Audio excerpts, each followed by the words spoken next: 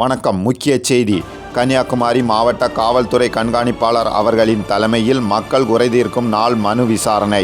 கன்னியாகுமரி மாவட்ட காவல்துறை கண்காணிப்பாளர் சுந்தரவதனம் IPS அவர்கள் தலைமையில் பொதுமக்கள் குறைதீர்க்கும் நாள் 26/6/2024 அன்று மாவட்ட காவல் அலுவலகத்தில் வைத்து நடைபெற்றது.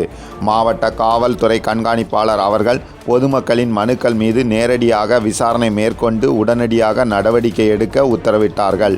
இந்நிகழ்வில் தலைமையிட கூடுதல் காவல் கண்காணிப்பாளர் சுப்பையா, பெண்கள் மற்றும் குழந்தைகளுக்கு எதிரான குற்றத்தடுப்பு பிரிவு கூடுதல் காவல் கண்காணிப்பாளர் மதியழகன், சைபர் குற்றப்பிரிவு கூடுதல் காவல் கண்காணிப்பாளர் மோகன்தாஸ், நாகர்கோயில் மற்றும் குளச்சல் உட்கோட்ட உதவி காவல் கண்காணிப்பாளர்கள், அனைத்து உட்கோட்ட துணை காவல் கண்காணிப்பாளர்கள், காவல் ஆய்வாளர்கள் மற்றும் உதவி ஆய்வாளர்கள் ஆகியோர் கலந்து கொண்டனர்.